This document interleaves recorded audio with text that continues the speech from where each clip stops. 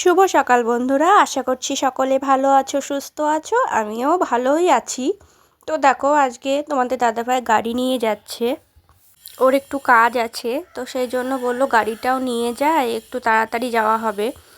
তো এই যে বেরিয়ে গেল, আর এখন বাজে 10টা। তো ছেলে তো স্কুলে যায়নি, বিয়েবাড়ি থেকে এসেছে, তো প্রচণ্ড শরীরটা খারাপ করছে, সেই জন্য আর স্কুলে পাঠায়নি।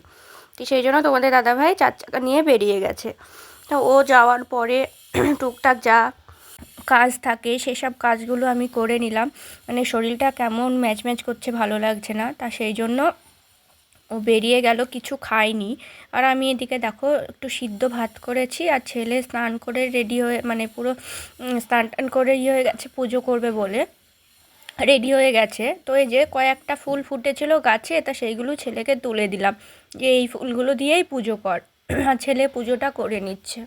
আর সেরকম রান্না বান্না কিছুই করিনি, তো সিদ্ধ ভাতই করেছিলাম, সেটাই খেয়েছি, সেটা আর তোমাদের সাথে দেখাতে পারিনি।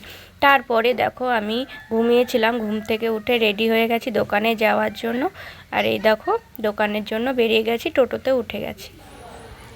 তো ফ্রেন্ড দেখো দোকানে চলে এসেছি, আর এত ঘুম পাচ্ছে যে তাকাতে পারছি না। তো দোকানে কয়েকজন কাস্টমার ফোন করেছিল যে আসবে, তো আমি তো আর ঘুমাতে পারি না। তো এখন তো 3টি বেজে গেছে, আর এই যে চোখ মুখের অবস্থা দেখো, কোনো ভিডিও করতে পারিনি, কিচ্ছু পারিনি আজকে, শুধু ঘুমিয়েছি। আর এতটা মশলা জাতীয় খাবার সব খাওয়া হয়েছে, সেই জন্য না আর সেরকম কিছু আজ খাইনি। আর আমার দেখো, আমি কানটা প্রচণ্ড ব্যথা হয়েছে, অন্য কানের পরেছিলাম একটু ভারী ভারী, তো সেই জন্য না কানটা ব্যথা হয়েছে, ওই জন্য আজ কানের টানে কিছু পরিনি। কেমন লাগছে দেখো কানের না পরে। আর চোখ মুখ দেখেছো কি অবস্থা হয়েছে। চলো ভিডিওটা দেখতে থাকো। আর এই যে সোয়েটার পরে রেডি হয়ে গেছি, ওড়নাটা এখন মাথায় দিয়ে নিব, স্টোলটা। তো দেখো এমনি গলা বসে গেছে, ঠান্ডা লেগেছে, আরও ঠান্ডা লেগে যাবে, বাইরে ভালোই ঠান্ডা পড়ছে। তো যে কাস্টমাররা আসবে বলেছিল তারা এসেছিলো, আরও সাথে অনেকজনই এসেছে। তো এখন বেরিয়ে যাই, টোটো চলে এসেছে।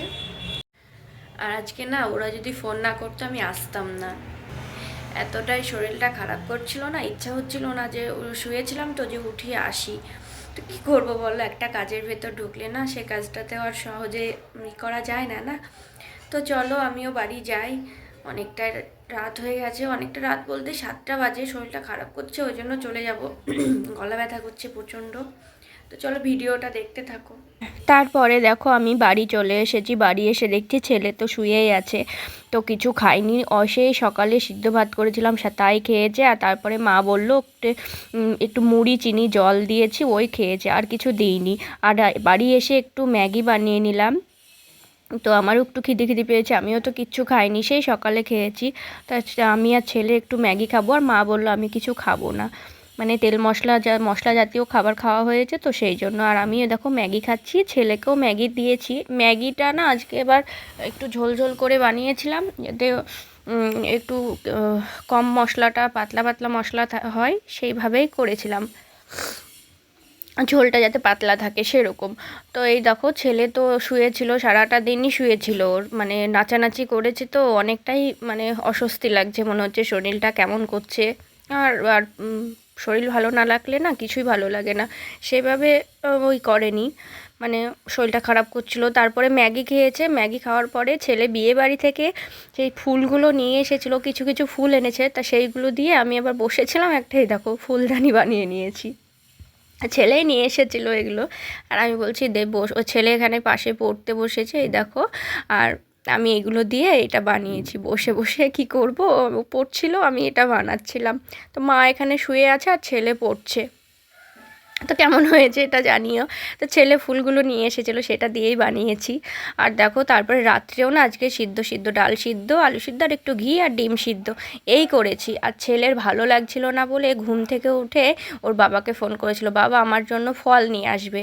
তো দেখো তোমাদের দাদাভাই আপেল, লেবু, আঙুর, 2 রকম আঙুর নিয়ে এসেছে, ছেলে আঙুর খাবে, সেই জন্য ওর বাবাকে বলেছে আমার ভালো লাগছে না, কিছু খাইনি আমি, আমার জন্য ফল নিয়ে আসবা। আর দেখো আমাকে বলছে একটু ভিডিও করো না, আমি এরকমভাবে একটু ভিডিও করব, তাই জন্য ওরকম করে দিলাম।